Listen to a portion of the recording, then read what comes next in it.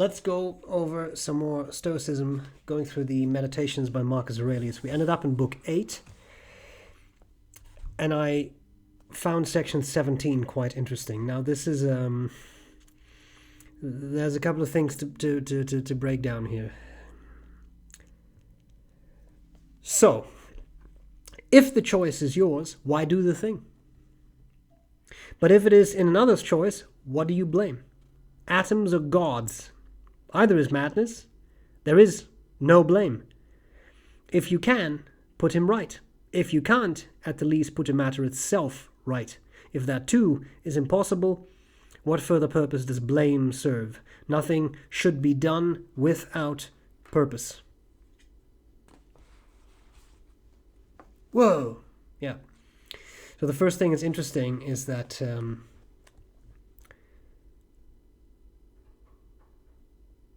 that distinction between atoms and gods, that's an interesting one. And I think Marcus Aurelius was struggling. The atomist viewpoint, the basic idea that everything is made up of atoms, is of course a modern scientific idea. That is correct. But there were some philosophers, the atomists, who in ancient Greece already believed this. And they turned out to be right. It's called a coincidence. Because, of course, they didn't have, electron microscopes. They didn't have any of that stuff. So they reasoned. Natural philosophy, right? Or sometimes called natural philosophy, I would say. So you reason about the universe, but without actual scientific tools, without the scientific method, and sometimes you hit the nail on the head, and someone says something that's correct. And I want to say it was actually Epicurus himself, of the Epicureans, the great rival school of the Stoics, because they basically believe in everything that the Stoics do not, and the other way around. I think it was Epicurus who already said that everything is made up of atoms, some sort of particle that you can't cleave further, right? Atomos, something that cannot be cut into a smaller piece. Anyway, that was just a sidetrack. I think what Marcus Aurelius is saying here, that's not really what I want to get into, but I find it interesting anyway, is that choice. If something, now rephrase that.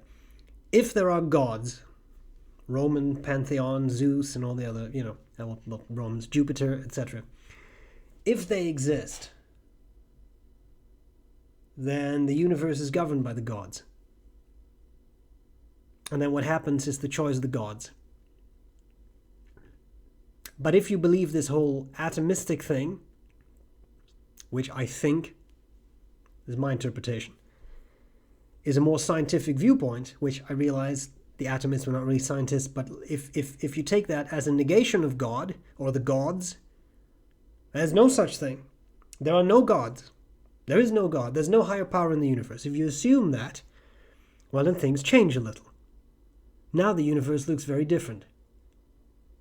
Because then the universe was not created by a god or gods. I'm just going to keep saying gods, otherwise I have to say God or gods all the time. The universe is not created by the gods. Humankind is not created by the gods. There is no higher powers governing us. There is no heaven and hell. There is no afterlife. There is none of that.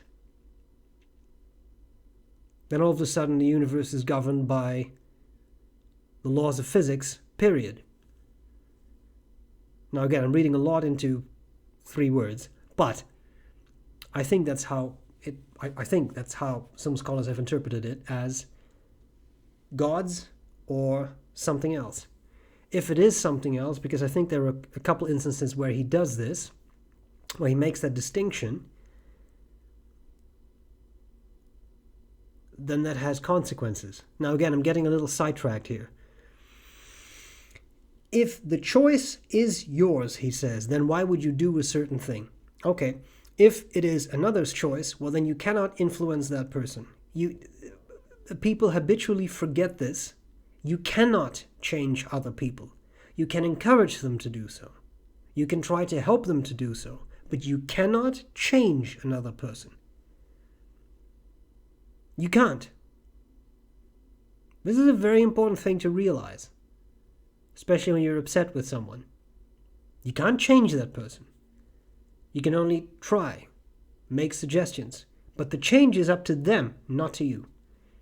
You can't, right? You can't. It's beautiful how he puts it. Atoms are gods. Who do you blame? Either is madness. That's still not what I was trying to get into. But if it is someone else's choice, whether they are inspired by the gods, are you going to blame the gods? They're gods.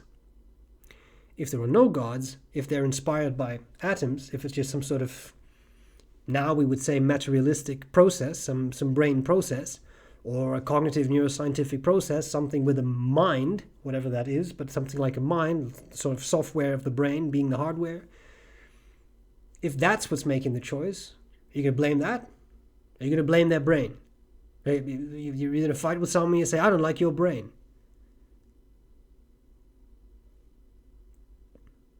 I don't know, man. It's getting really weird. The point I was trying to make, and that's why I was attracted to this, with this as a preamble, is that, that's a really, why do you blame me for using my right arm if I could just use my left arm? Good question. Thank you for illustrating the point. The real point I was trying to make is what he's saying about blame. There is no blame, whether it was divinely inspired, whether it was just a biological thing. If you can, put him right. If you can't, at the least put the matter itself right. You can try to tell that person what you're doing is wrong. Sometimes disastrous. Sometimes, imagine it. You've decided to give someone a driving lesson. They've never been in a car. You should probably say, that's the brake, that's the accelerator. You would be remiss if you would not. There could be consequences. But the same thing, this is a slightly comical example, but this also extends to human behavior. You can try to say to a partner, a friend, a parent, a family, or whatever, I think you're doing that wrong. I think what you should be doing is this and that. But again, you cannot change anyone. You can only try to change that person. If you can, put him right. Now you've tried. If you can't, at the least put the matter itself right. Maybe you can correct that. But maybe you can't. And he continues, if that too is impossible, what further purpose does blame serve? And that was, we're 8 minutes in, that was really what I was getting into. What purpose does blame serve? We do all kinds of things. Some of us more than others. But that serve little purpose. Now, I'm not talking about buying lottery tickets. I don't care about that. I talk about behavioral things. And that, to me, again, that's what Stoicism is about. It's about taking control of your thoughts so that you keep that even keel, so that the war that's going on in here is mitigated. And we all have that sometimes. We all do. It's normal.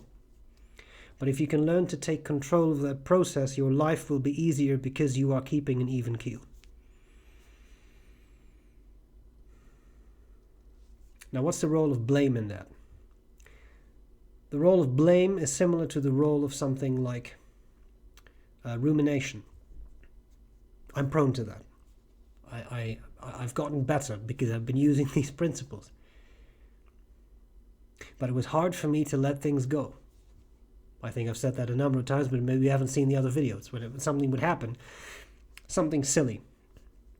Someone would say something mean to me, or someone would cut me off in traffic, or someone would do whatever, something annoying that people do. I would find it hard to let that go. And that's called rumination, where you keep coming back. And then they did this, and then they did this, and then they did this, and then they said this, and that feeling. We all know that feeling because we all have that. Again, some of us more than others, but we all have that.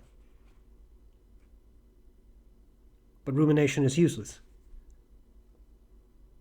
Well, there's a story, right, with the Zen monks, where you have the two Buddhist monks. They have to cross a river, and there's a young woman, and the old monk puts the young woman on his shoulders, and he wades through the river, and then they walk, and they walk, and they walk, and they walk. And after hours, the young monk asks the old monk, I don't understand, how could you do that?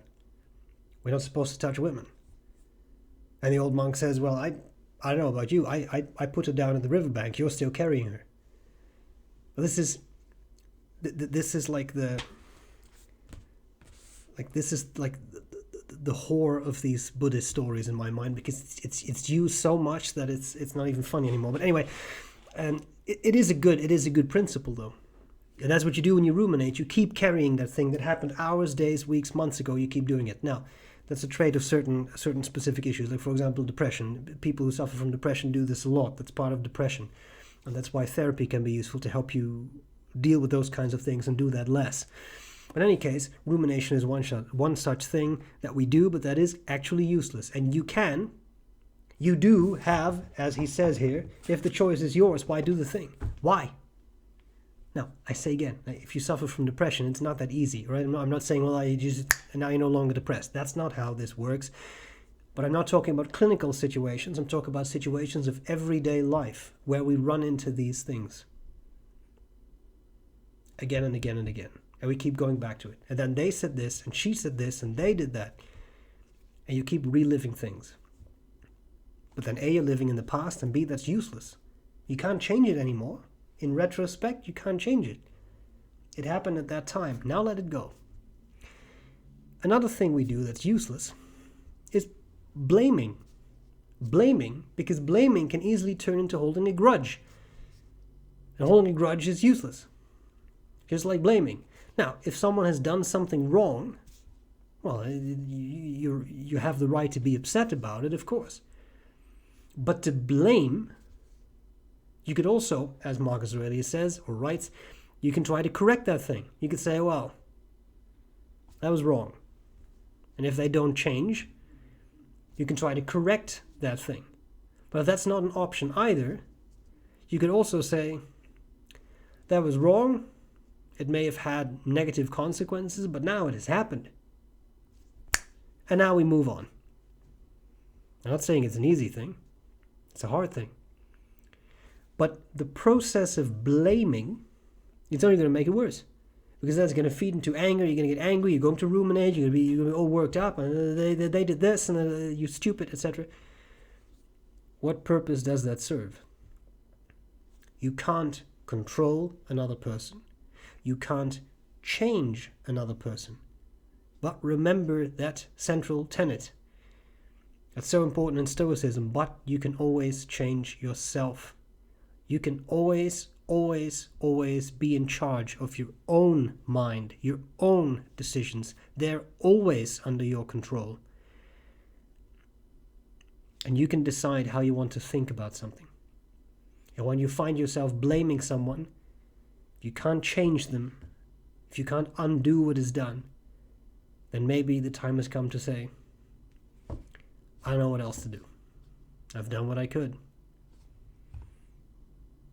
But the blaming aspect is not going to make any difference.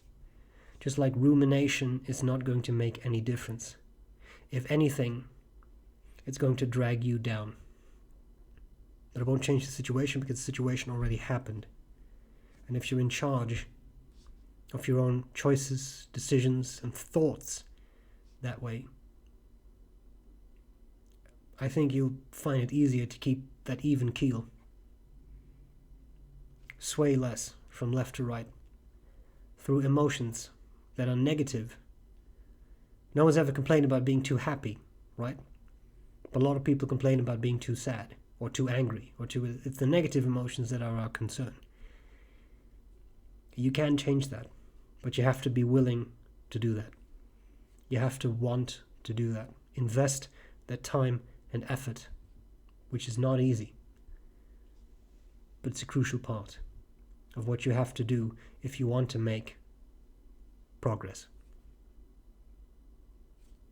Progress is enough. All right. That was a long one. That's what she said. I hope this was useful, and I'll gladly see you again soon for more talk about Stoicism. Bye.